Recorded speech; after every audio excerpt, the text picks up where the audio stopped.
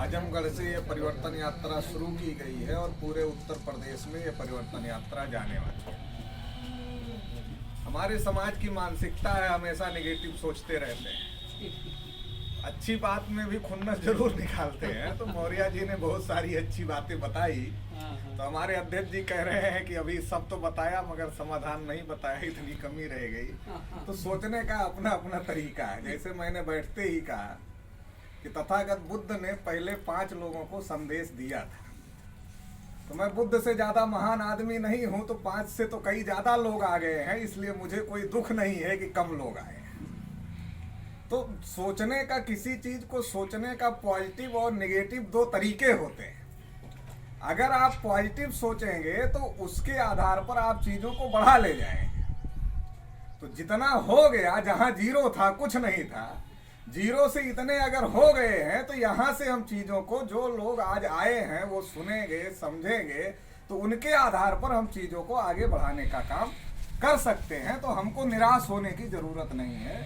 हमारे समाज की एक समस्या ये भी है कि हम निराश लोग हैं। हमको ऐसा लगता है कि अब कुछ हो नहीं सकता है, हम निराश लोग हैं, ये भी हमारी एक समस्या है।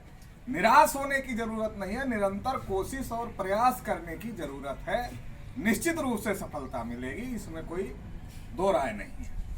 साथियों, ये जो परिवर्तन यात्रा निकाली गई है, ये परिवर्तन यात्रा निकालने के पीछे का मकसद है। मकसद क्या है कि जो हमारे समाज के लोग हैं, खास तौर से जो पिछड़े वर्ग के लोग हैं, उन लोगों के साथ में बहुत ज्यादा अन्याय अत्याचार हो रहा है। उन्हें अधिकार वंचित रखा गया आजादी के 73-74 साल में, लेकिन उनको इस बात की जानकारी भी नहीं है। जो जिसमें है उसमें मस्त है। ये जागृति चेतना ना होने की वजह से जो हमारे समाज के लोग हैं, लगातार इनका इस्तेमाल हो रहा है मगर कल्याण नहीं हो रहा है। ऐसा नहीं कि हमारे लोग वोट नहीं डालते। अगर हम कह रहे हैं कि देश में हमारी संख्या 52% है, 60% है, 65% है, तो 52%, 60%, 65% लोग वोट भी तो डाल रहे हैं। वोट हम लोग डाल रहे हैं आजादी के 74 साल में, फिर भी हमारी समस्याओं का समाधान क्यों नहीं हो रहा है, ये सोचने का विषय है। हम वोट तो डाल रहे हैं, लोकतंत्र है, सबके वोट की बराबर वैल्यू है, संख्या हमारी ज्यादा है, हमारी संख्या ज्यादा है, हम वोट डाल रहे हैं, फिर भी हमारी समस्याओं का समाधान नहीं हो रहा है, ये सोचने का विषय है। केवल पिछड़े वर्ग के लोग 52 से 60% हैं। अगर SC ST माइनॉरिटी के लोगों को जोड़ दिया जाए तो ये 85 से 90% हो जाएंगे। जगदेव बाबू इन्हीं को कहते थे कि 100 में 90 शोषित है, 90 भाग हमारा है। धन धरती और राजपाट में 90 भाग हमारा है, शोषितों ने ललकारा है, 90 भाग हमारा है। तो ये लड़ाई तो बहुत दिन से चल रही है, लेकिन इस लड़ाई को शोषित समाज के लोग जब समझेंगे तभी ना ये लड़ाई आगे बढ़ेगी। तो इस लड़ाई को समझने की जरूरत है। लेकिन हमारे लोग कौन सी लड़ाई समझ रहे हैं? हमारे लोग समझ रहे हैं ये तो बिरादरी की लड़ाई है। तो हर बिरादरी का आदमी अपनी अपनी बिरादरी पर गर्व कर रहा है कि हम यादव हैं, हम कुर्मी हैं, हम कोयरी हैं, हम चौहान हैं, हम राजभर हैं, हम निषाद हैं। हम अपनी अपनी जाति पर गर्व कर रहे हैं। जब बुद्ध ने क्रांति किया तो जाति व्यवस्था नहीं थी। ब्राह्मणों ने हमारे लोगों को शूद्र घोषित किया था। आज के पिछड़े वर्ग के लोग यादव क्षत्रिय, कुर्मी क्षत्रिय, मौर्य क्षत्रिय, फलाना क्षत्रिय, ढकाना क्षत्रिय बने घूम रहे हैं, लेकिन ब्राह्मणों ने हमारे लोगों को शूद्र घोषित किया। हम शूद्र नहीं हैं, मगर ब्राह्मणों की निगाह में हम शूद्र हैं। ब्राह्मणों ने अपनी किताबों में लिख करके रखा है। तथागत ने जब क्रांति किया तो जाति व्यवस्था नहीं थी, और जो शूद्र लोग थे, मतलब जो शोषित लोग थे, जिनको जगदेव बाबू कहते हैं कि 100 में 90 शोषित हैं, तो वो जो शोषित लोग थे तथागत के समय में, उन शोषित लोगों को रास्ता दिखा तथागत के मार्ग पर, और वो तथागत के मार्ग पर चल दिए, इसलिए क्रांति हो गई। जब क्रांति हो गई तो उस क्रांति का परिणाम ये रहा कि मौर्य का बहुत विशाल साम्राज्य देश में स्थापित हो गया। जब मौर्य के साम्राज्य का आप नक्शा देखोगे तो वो नक्शा कहां तक है भारत का पता है? अफगानिस्तान तक भारत था। अफगानिस्तान तक भारत था। इतना बड़ा हमारे महापुरुषों का साम्राज्य था, इतना बड़ा भारत था। अगर इतना बड़ा भारत था तो इस भारत को टुकड़े टुकड़े किसने किया? छोटा किसने किया, सवाल खड़ा होता है ना। अगर इतना बड़ा भारत था तो इसको छोटा कैसे किया। दिल्ली में जो बीजेपी के लोग बैठे हैं वो कहते हैं इधर जो प्रदर्शन करेगा वो सब टुकड़े टुकड़े गैंग के लोग प्रदर्शन कर, जो उनका विरोध करे वो टुकड़े टुकड़े गैंग का आदमी है, वो ऐसा बोलते हैं। लेकिन असल टुकड़े टुकड़े गैंग तो इस देश में ब्राह्मण है, जिन्होंने इस देश को, जो इतना विशाल भारत था जब हमारे पुरखों का राज था, इतना विशाल भारत था, उस विशाल भारत को छोटा किया, टुकड़े टुकड़े करके छोटा करने का काम। इस समाज को उन्होंने सोचा कि ये लोग अगर इकट्ठा रहेंगे, जो शोषित लोग हैं जिनको हमने शोषित बनाया, अगर ये लोगों की एक पहचान रहेगी तो ये इकट्ठा हो जाएंगे। और जैसे तथागत ने क्रांति कर दी, दोबारा क्रांति पैदा हो, दोबारा क्रांति ना पैदा हो, इसलिए 6,743 जातियों के टुकड़ों में इस समाज को, जो 90% का 85% का जो शोषित समाज है, इसको 6,743 जातियों के टुकड़ों में विभाजित करने का काम किया गया, बांटा गया। मतलब हमको, हम बटे हुए लोग नहीं है, हम बांटे गए लोग हैं। अब हमें ये तय करना पड़ेगा कि हमको बांटा किसने, हमें ये समझना पड़ेगा कि हमको बांटा किसने। तो हमको ब्राह्मणों ने बांटा, हर जाति का अलग नाम दिया, हर जाति का अलग काम दिया, हर जाति की अलग पहचान दिया और कर्मिक असमानता रखा। कोई जाति सबसे ऊपर है, कोई जाति उसके नीचे है, कोई जाति उसके नीचे है, कोई जाति उसके नीचे है, कोई जाति सबसे नीचे है। मतलब कोई ऊपर है, कोई नीचे है, कोई नीचे है, कोई सबसे नीचे है। तो ये जो जाति व्यवस्था बनाई, ये जाति व्यवस्था ब्राह्मणों ने बनाई।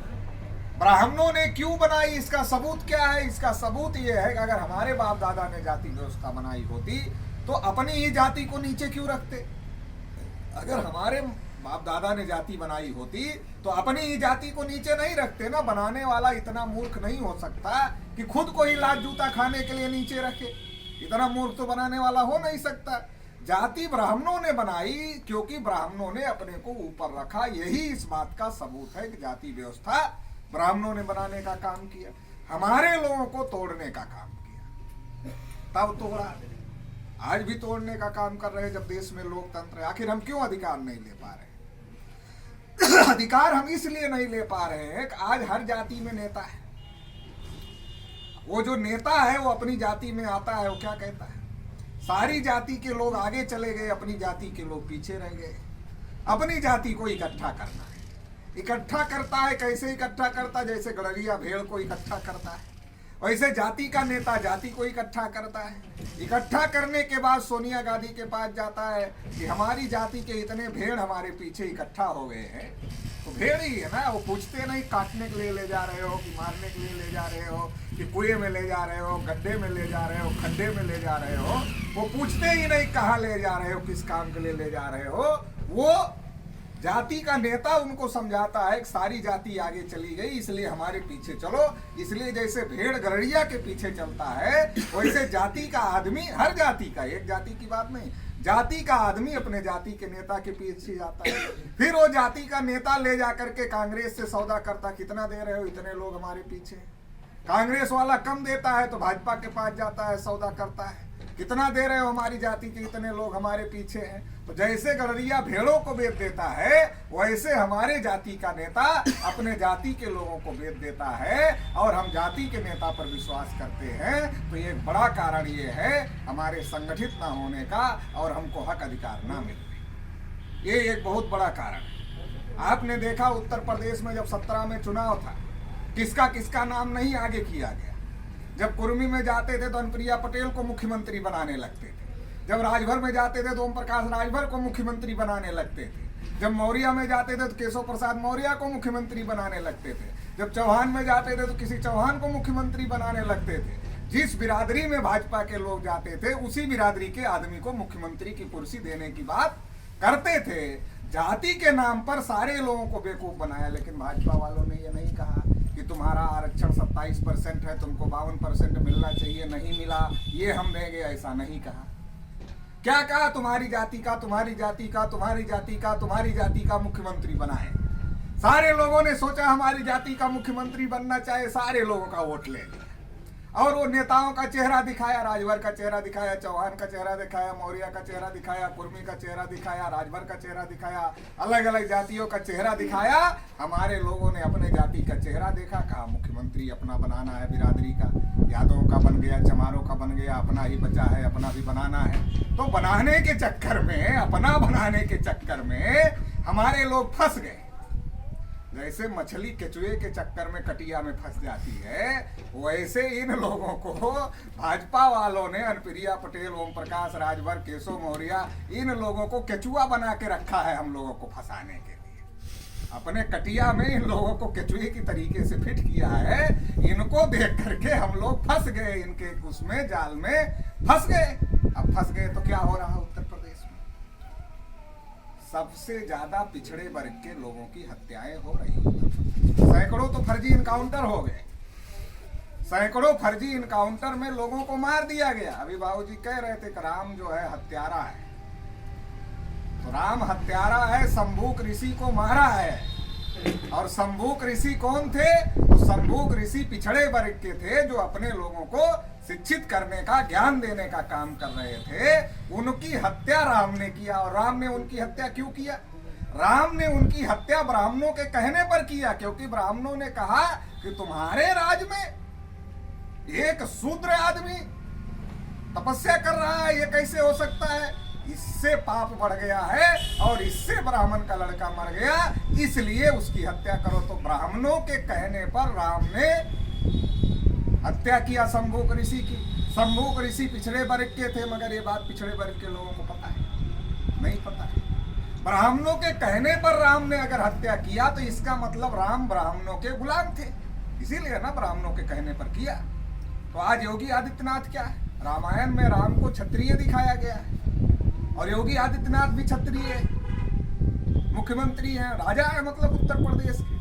लेकिन योगी आदित्यनाथ को मुख्यमंत्री किसने बनाया? आरएसएस के ब्राह्मणों ने बनाया। जैसे राम को राजा ब्राह्मणों ने बनाया और राजा ब्राह्मण जैसा कहते थे वैसा राम करते थे और शंभूक ऋषि की हत्या किया, वैसे ही योगी आदित्यनाथ को आरएसएस के ब्राह्मणों ने उत्तर प्रदेश का राजा बनाया। केशव मौर्य को नहीं बनाया। इलेक्शन के पहले कह रहे थे केशव मौर्य को बनाएंगे, केशव को उप बना करके चुप कर दिया और इतने साढ़ पूरे उत्तर प्रदेश में छोड़ दिए कि अभी किसान साढ़ों से परेशान है।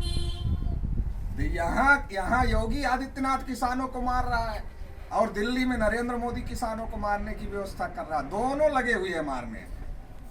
तो अभी योगी आदित्यनाथ ब्राह्मणों के कहने पर चल रहा है। तो उस समय हत्या को अगर जायज ठहराना था तो उसका नाम वध दिया जाता था। क्या नाम कहा जाता था? जब वध कह दिया जाता था, लोग लगता था बहुत दुष्ट आदमी रहा होगा, इसलिए उसको मार दिया, बहुत अच्छा काम किया। तो हत्या नहीं मानी जाती थी। वध का मतलब बुरे आदमी को मारना, मतलब अच्छा काम किया। वैसे आज इनकाउंटर कहा जाता है। उस समय हत्या को जायज ठहराने के लिए वध नाम दिया गया, आज हत्या को जायज ठहराने के लिए इनकाउंटर नाम दिया गया। सैकड़ों पिछड़े वर्ग के लोगों को फर्जी इनकाउंटर में मार दिया गया। लिस्ट है हमारे पास। जगह जगह पिछड़े वर्ग के लोगों की हत्याएं हो रही, जमीनों पर कब्जा किया जा रहा है, इनकी नौकरियों से निकाल दिया जा रहा है जो बोल रहा है। इतने बड़े पैमाने पर अन्याय अत्याचार हो रहा है। ये अन्याय अत्याचार क्यों हो रहा है? अगर हम 100 में 90 शोषित हैं, हम इसमें से 90 में से आधा इकट्ठा हो जाए, 45%, तो भी हम सरकार बना सकते हैं ना। लेकिन हम शोषित हैं, हम पिछड़े हैं, लेकिन हम दिमाग से कहाँ हम ओबीसी हैं? हम दिमाग से पिछड़े वर्ग के हैं ही नहीं। हम तो अभी चौराहे पर खड़े हो जाओ, एक एक आदमी को पूछो क्या हो, बोलेगा राजभर हो। दूसरा आदमी आए पूछो क्या हो, बोलेगा प्रजापति हो। तीसरा आदमी आए पूछो क्या हो, बोलेगा निषाद हो। चौथा आदमी आए पूछो क्या हो, बोलेगा मौर्य हो। पांचवा आदमी आए उसको पूछो क्या हो, बोलेगा कुर्मी हो। छठा आदमी आए उसको पूछो क्या हो, बोलेगा यादव हो। तो ओबीसी कौन है भाई? ओबीसी तो कोई बचा ही नहीं। और जब ओबीसी कोई बचा ही नहीं तो ओबीसी के हक अधिकार की लड़ाई कैसे होगी? होगी नहीं लड़ाई, क्योंकि हम जातियों में बटे हुए हैं। तो ये हमारी समस्या का कारण है। लोग हमारे हैं, मगर हमारे ही लोगों के दिमाग पर ब्राह्मणों ने कब्जा कर लिया है। लोग हमारे हैं, मगर हमारे ही लोगों के दिमाग पर ब्राह्मणों का कब्जा है। ये मोबाइल हमारी है, सिम कार्ड आप अपना लगा दो, नेटवर्क किसका पकड़ेगा? जिसका सिम रहेगा उसका नेटवर्क पकड़ेगा। लोग हमारे हैं, सिम कार्ड ब्राह्मणों का है, नेटवर्क ब्राह्मणों का पकड़ रहा है। यात्रा तो इसीलिए निकाले हैं कि हमारे लोगों का नेटवर्क पकड़े, सिम सही किया जाए उसको, इसीलिए तो यात्रा निकाले हैं। तो इस बात को हम लोगों को समझने की जरूरत है। और अगर सिम ब्राह्मणों का नहीं होता तो बच्चा हमारा आदमी पैदा करता है, नाम रखने के लिए दौड़ा दौड़ा पंडित के घर जाता है। हमारा आदमी पढ़ा लिखा है, अनपढ़ ब्राह्मण से नाम रखवाता है। बच्चे को पढ़ाया, एमबीबीएस डॉक्टर बनाया। जिस लड़की से शादी तय किया उसको भी एमबीबीएस डॉक्टर बनाया। लड़का एमबीबीएस डॉक्टर, लड़की एमबीबीएस डॉक्टर। शादी तो अनपढ़ ब्राह्मण ही कराएगा। किसी यादव, कुर्मी, मौर्य, गरड़िया में इतना योग्य आदमी पैदा नहीं हुआ जो शादी करवा ले। घर हमारा आदमी पैसा लगा के बनाता है, लेकिन गिरी प्रवेश अनपढ़ ब्राह्मण से कराता है। आदमी जब हमारे घर में मर जाता है तो हमारा आदमी भागा भागा पंडित जी के पास जाता है, कहता है हमारे पिताजी की आत्मा को शांति मिल गई कि नहीं मिल गई। तो अगर पंडित जी कह दें कि नहीं पिताजी की आत्मा को शांति मिल गई तो पंडित की तो रोजी रोटी बंद हो जाएगा। राष्ट्रपिता ज्योतिबा फूले कहते थे जैसे बाल काटना नाई का धर्म नहीं है, धंधा है, वैसे ही कर्मकांड कराना ब्राह्मण का धर्म नहीं है, धंधा है। अगर वो कह दे तुम्हारे बाप की आत्मा को संतुष्टि मिल गई तो उसका धंधा बंद हो जाएगा। इसलिए वो कहता संतुष्टि कहाँ मिले तो भटक रही है, रात में तुमको ही परेशान करेगी। तो हमारा आदमी अपने ही बाप की आत्मा से डर जाता है। जिस बाप ने खुद नहीं खाया हमको खिलाया, खुद अच्छे कपड़े नहीं पहना हमको पहनाया, हमको पढ़ाया लिखाया, इस लायक बनाया, उसी बाप की आत्मा से हमको खुद ही पंडित डरा देता है। और फिर हम लोग उससे पूछते फिर समाधान क्या है, शांति कैसे मिलेगी? तो कहता शांति के लिए 21 ब्राह्मणों को खिलाना होगा, 51 ब्राह्मणों को खिलाना होगा, 101 ब्राह्मणों को खिलाना होगा, 501 ब्राह्मणों को खिलाना होगा, 1001 ब्राह्मणों को, जिसकी जैसी औकात उसके मुताबिक उसको बताने का काम करता है। तो ये तो हमारे लोगों का दिमाग खराब है ना, और खराब ब्राह्मणों ने किया हुआ है। लोग हमारे हैं, लोगों के दिमाग पर ब्राह्मणों का कब्जा है, और इसकी वजह से ये हमारी सारी की सारी समस्याएं हैं। 2014 में जब नरेंद्र मोदी जी आए प्रचार करने के लिए तो कहा हम पिछड़ी जाति के। तो हमारे लोगों ने सोचा चलो अभी तक पिछड़ी जाति का कोई 5 साल के लिए प्रधानमंत्री नहीं बना, तो चलो नरेंद्र मोदी पिछड़ी जाति का है तो बना लेते। फिर कहा हम नीच जाति के हैं, तो हमारे लोगों ने सोचा चलो ब्राह्मणों ने हमको भी नीच जाति का बनाया, नरेंद्र मोदी भी नीच जाति का है, अच्छा आदमी है, इसका समर्थन करते हैं। फिर कहा हम चाय बेचने वाले हैं, तो हमारे लोगों ने सोचा हम भी गरीब है, नरेंद्र मोदी भी चाय बेचने वाला है, ये भी गरीब है, चलो बना लेते। फिर कहा सबका साथ सबका विकास, तो हमारे लोगों ने सोचा है तो बहुत अच्छा आदमी भी है कि सारे लोगों को साथ में लेकर के सबका विकास करना चाहता है। तो हमारे लोगों ने नरेंद्र मोदी को साथ दिया, लेकिन नरेंद्र मोदी ने हमारे लोगों के साथ विश्वासघात किया। हमारे लोगों ने नरेंद्र मोदी को साथ दिया क्योंकि हमारे लोग तो ईमानदार लोग हैं, ईमानदार हैं, इसीलिए न बहकावे में आ जाते हैं। तो हमारे लोगों ने नरेंद्र मोदी का साथ दिया, लेकिन नरेंद्र मोदी ने हमारे लोगों के साथ में विश्वासघात किया।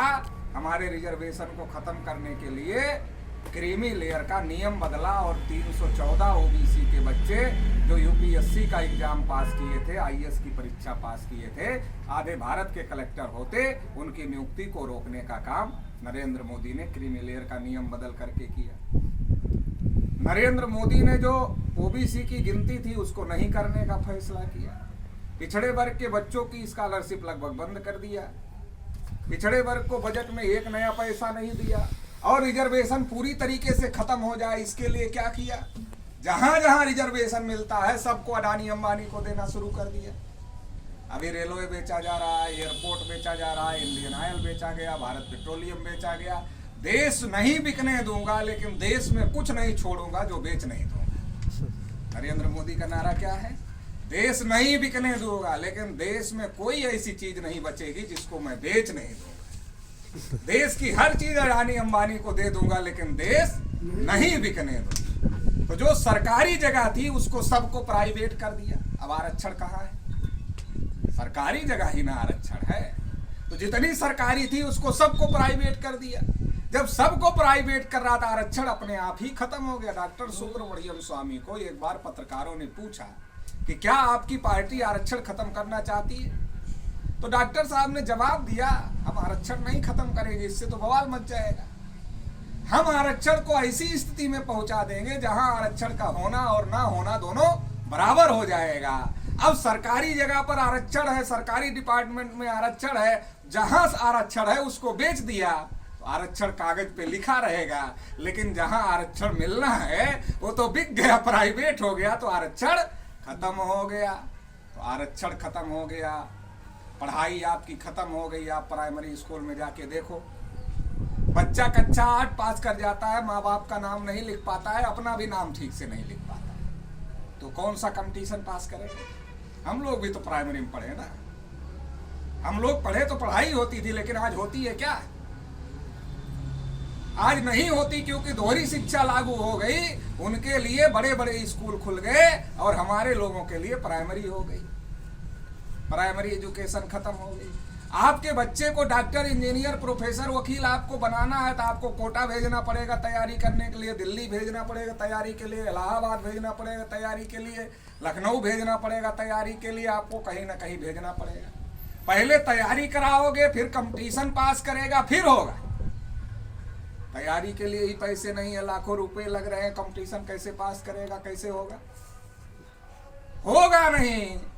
आपकी जड़ें ही काटने का कार्यक्रम नरेंद्र मोदी चला रहे हैं, आपकी जड़ें ही काटने का कार्यक्रम चला रहे हैं। आपके बच्चे जो पढ़े हैं उनको नौकरी नहीं मिलेगी, क्योंकि रिजर्वेशन खत्म हो गया, प्राइवेट हो गया। जो नहीं पढ़े, जो अभी नए बच्चे हैं वो पढ़ ही नहीं पाएंगे, उनका जड़ से ही मामला खत्म हो गया। अब कुछ ओबीसी के लोगों के पास में खेती किसानी है, जिसकी वजह से वो स्वाभिमानी है कि अपना पैदा करता हूं, अपना खाता हूं, किसी के बाप की नहीं खाता। तो वो खेती किसानी छीनने के लिए 3 कृषि कानून नरेंद्र मोदी ले आए। मतलब क्या है? जैसे ईस्ट इंडिया कंपनी ने पूरे भारत को गुलाम बनाया था, वैसे ही नरेंद्र मोदी पूरे भारत को पूंजीपतियों का गुलाम बनाना चाहते हैं। सरदार वल्लभ भाई पटेल ने जो रियासतें थी, उन रियासतों का विलय करा करके खंड खंड भारत को अखंड बनाने का काम किया। आज नरेंद्र मोदी क्या कर रहे हैं? टाटा, बिरला, अंबानी, अडानी की रियासतें बनाना चाहते हैं। आने वाले समय में जैसे आप जिले में घुसते हो, चंदौली की सीमा में आपका स्वागत है। जब आप जिले के बाहर निकलते हो तो बोर्ड लगा होता है, चंदौली की सीमा में आने के लिए आपको धन्यवाद। फिर आगे बोर्ड मिलता है, वाराणसी की सीमा में आपका स्वागत है। ऐसे ही आने वाले समय में आपको देखने को मिल सकता है, अडानी की सीमा यहां से शुरू होती है, अडानी की सीमा में आपका स्वागत है। आप जाएंगे 50 किलोमीटर 100 किलोमीटर आगे तो वहां बोर्ड लगा रहेगा, अडानी की सीमा में आने के लिए धन्यवाद, यहां से अंबानी की सीमा शुरू होती है। तो ये सारा का सारा दोबारा से रियासतें पैदा करने का और पूरे देश को पूंजीपतियों को गिरवी रखने का, पूंजीपतियों का गुलाम बनाने का। अभी लखनऊ में जो चौधरी चरण सिंह एयरपोर्ट था, उसका नाम बदल गया, उसको अडानी ने खरीद लिया, उसका नाम हो गया अडानी एयरपोर्ट।